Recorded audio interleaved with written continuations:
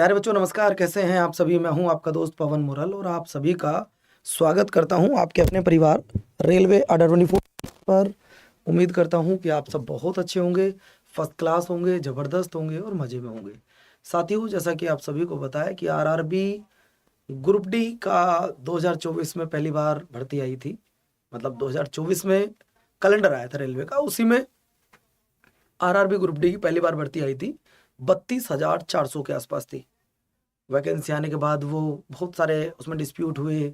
अभी उसका रिजल्ट आने वाला है, कल आ जाए आज आ जाए, रिजल्ट आएगा। अब दोस्तों 2025 की भर्ती आती है, CN नंबर 09 2025। ये भर्ती आती है, आरआरबी के द्वारा कंडक्ट कराई जाती है।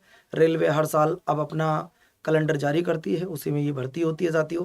तो बहुत सारे डाउट हैं आप लोगों के, आज मैं उनको दूर करूंगा। देखिए फॉर्म कब भरे गए थे, किस किस ने भरे, सब पर चर्चा करूंगा। ये शॉर्ट नोटिस 27/12/2025 को आया था और इसमें फॉर्म भरने शुरू हुए थे आपका 31 जनवरी 2026 से फॉर्म भरने जो शुरू हुए थे, और 2 मार्च फॉर्म भरने की लास्ट डेट थी। अभी हम जून में चल रहे हैं, लेकिन कोई एग्जाम की डेट अभी तक नहीं दी गई है। एग्जाम की डेट कायदे के अनुसार तो जून जुलाई अगस्त सितंबर जब भी होगी, बट अभी इसके कोई एग्जाम की डेट है नहीं, कोई डेट नहीं है साथियों, है ना। लेकिन फॉर्म भरे जा चुके हैं। अब सवाल ये आता है कि कोई और भी बच्चा होगा जो इस बार 10th पास किया होगा, वो भी चाहता होगा सर क्या मैं ग्रुप डी की तैयारी कर सकता हूँ। देखिए वैकेंसी की अगर मैं बात कर रहा हूँ, पिछली बार 32,400 प्लस थी। इस बार वैकेंसी 22,000 प्लस है, मतलब 22,195 है। जो बच्चा 18 से लेके 33 साल का होता है वो इसमें फॉर्म भरता है।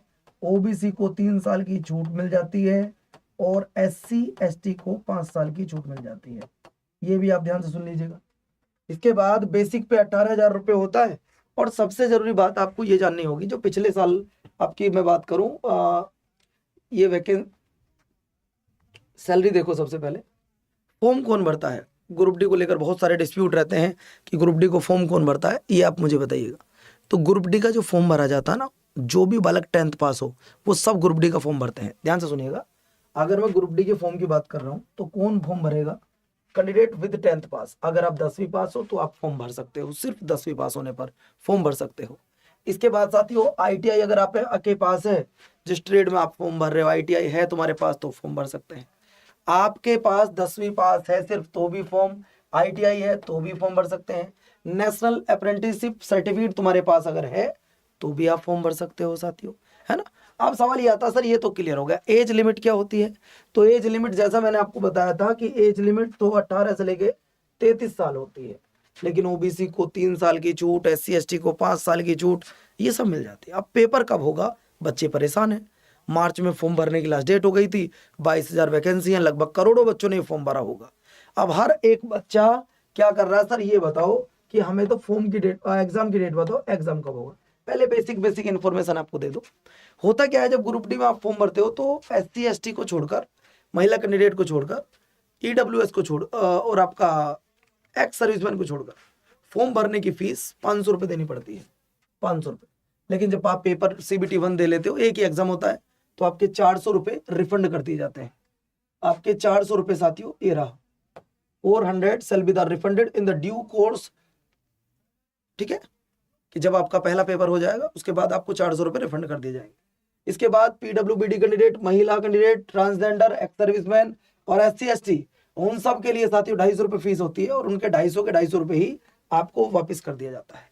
मतलब जनरल और OBC के 500 में से 400, SC ST के 250 के 250 वापस हो जाते हैं पेपर के बाद ये फीस। बट मुझे ये समझ नहीं आता कि जब रेलवे को ये फीस रिफंड करनी है तो फीस फिर लेनी क्यों। भाई आप एक बात बताओ, जब रेलवे ये कहती है कि भाई आप हमें 250 रुपये दो फॉर्म भरने के, और जब आप पेपर दे दोगे तो हम 250 रुपये आपको रिफंड कर देंगे, तो ये एक प्रोसीजर है।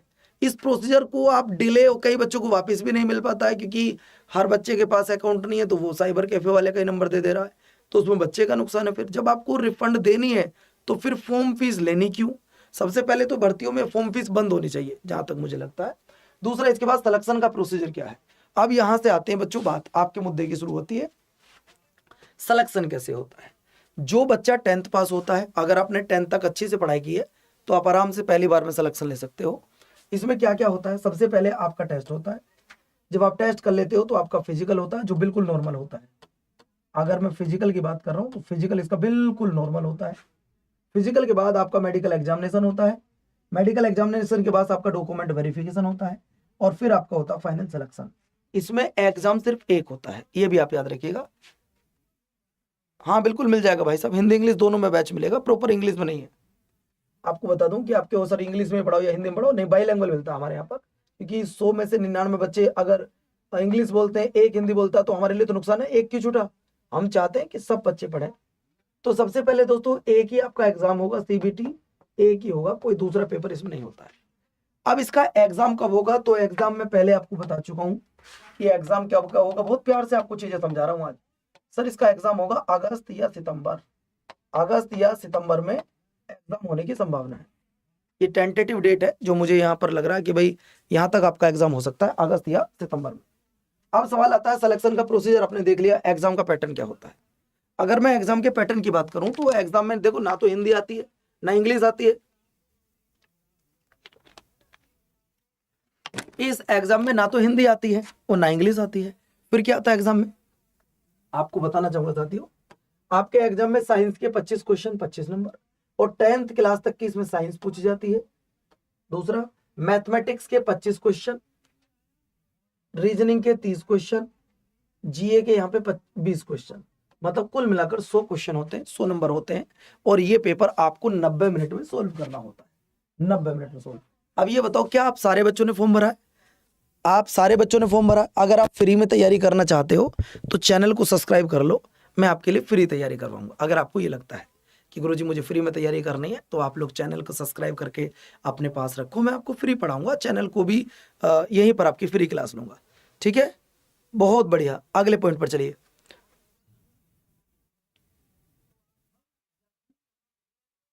नहीं कोई फीस नहीं होती है, मैं आपको बता दूं सैनी जी, जब आप अपने घर पे बुक ऑर्डर करते हैं बुक घर के लिए, तो कोई डिलीवरी चार्ज नहीं होता उसका। अगले पॉइंट पर आगे, अगला पॉइंट अगर मैं सिलेबस की बात करूं, देखिए बच्चों आजकल एक वर्ड होता है जिसे बोलते हैं हम अपरिग्रह। अपरिग्रह मतलब जरूरत से ज्यादा इकट्ठा ना करना। अगर आप जरूरत से ज्यादा किसी चीज इकट्ठा करोगे तो वो आपके लिए नुकसानदायक है। जरूरत से ज्यादा इकट्ठा नहीं करना है। आप लोगों को सबसे पहले ये पता होना चाहिए सिलेबस क्या है। आप उतना पढ़ो जितना तुम्हारे पेपर में आएगा, ज्यादा मत पढ़ो। आपके पेपर में नंबर सिस्टम आएगा, डेसिमल आएगा, एलसीएम एचसीएफ आएगा, ratio, mensuration, time and work, time and distance, profit loss, geometry, trigonometry, square root, calendar and clock, BODMAS, fraction, HCF, percentage, time and work, CI SI, algebra, elementary statistics, age calculation और pipe और टंकी वाले सवाल आपके paper में ये आएंगे सवाल। जो आपके पेपर में आएगा आप उसको पढ़ो, आपको अपनी तरफ से मत पढ़ो कुछ भी। अब देखो 10th उन्होंने बोला यहाँ पे क्या, the syllabus under the cell cover the question from the below subject and the level of question would be 10th standard level. यानी कि उसने साफ कहा है कि जो हम आपसे साइंस पूछेंगे वो 10th लेवल की साइंस पूछेंगे। अब जब एग्जामिनर आपसे खुद कह रहा है, मतलब भर्ती बोर्ड आपसे खुद कह रही है कि मैं आपसे वो पूछूंगी जो 10th तक आता है, तो अब आप पढ़ रहे हो दवनाथन साइंस पढ़ रहे हो, ये साइंस लो, ये बायोलॉजी लो, ये लो, वो नहीं, जो जरूरी है सिर्फ आपको वो पढ़ना है। इसके बाद में अगर मैं करंट अफेयर की बात कर रहा हूं तो करंट अफेयर में तो भैया पिछले 1 साल का सब कुछ पढ़ना, बात खत्म। ऐसे लिख देता हूं, करंट अफेयर में पिछले 1 साल का जो भी है वो सब कुछ पढ़ना है। इसकी फ्री क्लास होती है करंट अफेयर की, रोज सुबह 7 बजे। करंट अफेयर की जो क्लास होती है वो रोज सुबह 7 बजे होती है, ठीक है। नेक्स्ट पॉइंट आपकी स्क्रीन पर रीजनिंग का आता है। ये है रीजनिंग की कंप्लीट सिलेबस जो आपको पढ़ना है। इससे ज्यादा आपको नहीं पढ़ना है, क्योंकि यार इससे ज्यादा पढ़ोगे तो आपके लिए कोई फायदा नहीं होगा। अब सर इसके बाद अगर पेपर पास हो जाए तो फिर क्या होता है, फिजिकल। अगर आपने पेपर पास कर लिया मोहित तो फिर क्या होगा, फिजिकल। अब फिजिकल में क्या है देखो जरा, फिजिकल में लॉन्ग जंप नहीं होती, फिजिकल में हाई जंप नहीं होती, सिर्फ एक रनिंग है। क्या है सर उनका, वो कह रहा है मेल कैंडिडेट के लिए 35 किलोग्राम का वजन कैरी करके 35 किलोग्राम का वजन कैरी करके 100 मीटर की दूरी लगानी है 2 मिनट में। भाई कर लोगे जरा, सारे मेल कैंडिडेट के लिए ये रेस है एक छोटी सी, जहां आपको 100 मीटर की दूरी 2 मिनट में तय कर रही है 35 किलोग्राम का वजन लेकर। इसके बाद दूसरी रेस है इनकी 1000 किलोमीटर की दूरी तय करनी है 4 मिनट 15 सेकंड में। एक ही चांस मिलेगा, दूसरा कोई चांस नहीं मिलेगा। कर लोगे भैया, कर लोगे? इसके बाद अगर मैं बात कर रहा हूं फीमेल कैंडिडेट की, तो उनको 20 किलोग्राम का वजन लेकर जाना है, इस कैरी करना है अपने साथ में, 100 मीटर की दूरी तय करनी है और टाइम आपको 2 मिनट दिया जाएगा। ये है फीमेल कैंडिडेट के लिए।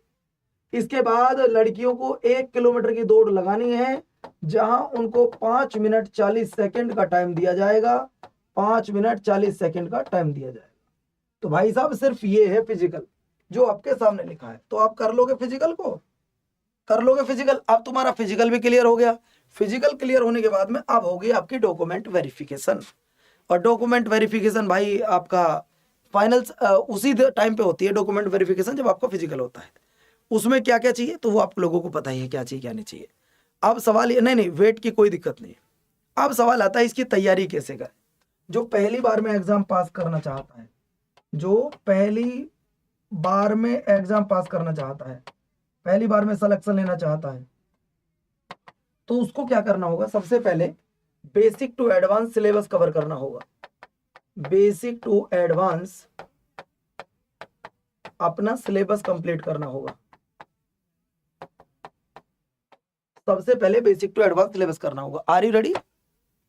आप सब बच्चों को बेसिक टू एडवांस अपना सिलेबस कवर करना होगा। आप तैयार हो? हाइट की जरूरत नहीं है, चेस्ट वेट की जरूरत नहीं है, कुछ नहीं, कुछ नहीं होता इसमें। ना हाइट होती है, ना चेस्ट होती है, ना वेट होती है, ना लॉन्ग जंप होती है, ना हाई जंप होती। रनिंग है, मैंने आपको बता दिया है। हाइट नहीं आशीष। अब सवाल है कि इसमें तैयारी कैसे करें। भाई तैयारी कैसे करनी है वही तो देख बताया आपको आज। अगर आप तैयारी करना चाहते हो तो बच्चों आपको क्या करना, गूगल पे जाना। गूगल पे जाने के बाद आप लिखना अड्डा 24/7। आप गूगल पे जाना, आप अड्डा 24/7 लिखना, हमारी वेबसाइट ओपन हो जाएगी।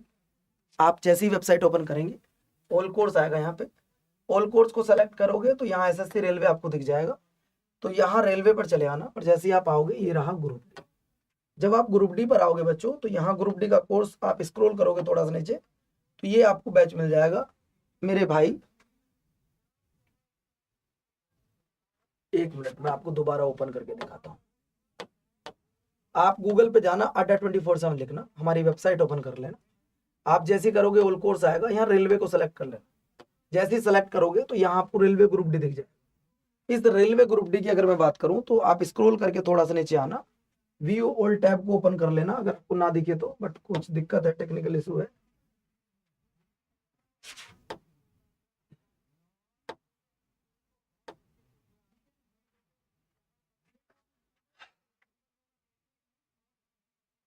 आप ऑल कोर्स पे जाना, यहाँ रेलवे आप पर आना चाहती हो, यहाँ रेलवे आपको दिख जाएगा। रेलवे के महापैक पर आओ जाओ। जैसे रेलवे के महापैक पर आते हो आप, ये रेलवे का महापैक है। इस रेलवे के महापैक में आपके सारे एग्जाम कवर हो जाएंगे।